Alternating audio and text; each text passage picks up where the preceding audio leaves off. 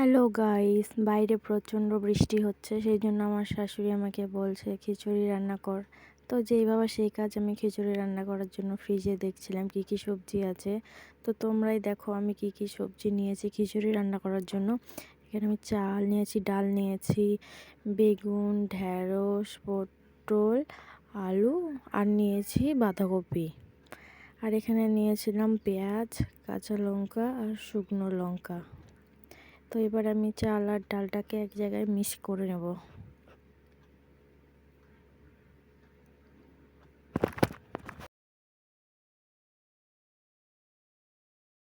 যদি আমি কিছু ভুল করে থাকি তাহলে অবশ্যই আমাকে জানাবেন।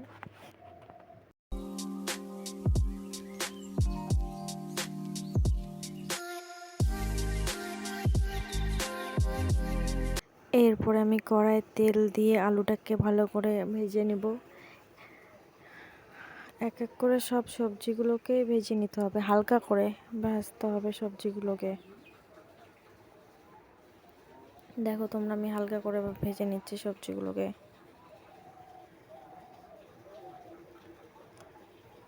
বাঁধাকপি ছিল যে, ওটাকেও হালকা করে ভেজে নিতে হবে। এরপরে কড়াইয়ে পেঁয়াজ, কাঁচা লঙ্কা, শুকনো লঙ্কা দিয়ে দিলাম। পরিমাণ মতন দিয়ে দিবে হলুদ, লবণ আর একটু জিরা।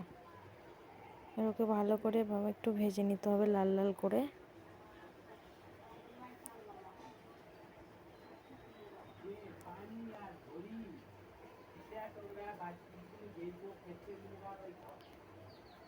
ভাজা হয়ে গেলে তারপরে সেই চাল আর ডালটাকে এর মধ্যে দিয়ে দিবে।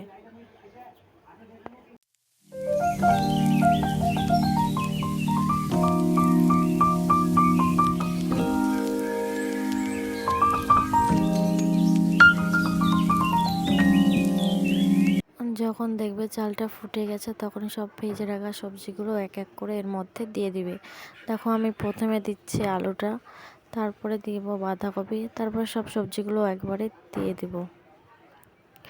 যদি একসঙ্গে সব সবজিগুলো দাও তখন সবগুলো একবারে ঘেটে যাবে, একটাও সবজি তখন আস্ত থাকবে না। দেখো শুধু খিচুড়িটার কালারটা কি সুন্দর এসেছে, খুব সুন্দর কালার হয়েছে। খিচুড়ি ছিল, সাথে বাঁধাকপির ঘন্ট আর পাঁপড় ভাজা। শুধুমাত্র রিভিউটা নেওয়া হলো না যে কেমন হয়েছিল। খিচুড়িটা খেতে দারুণ হয়েছে।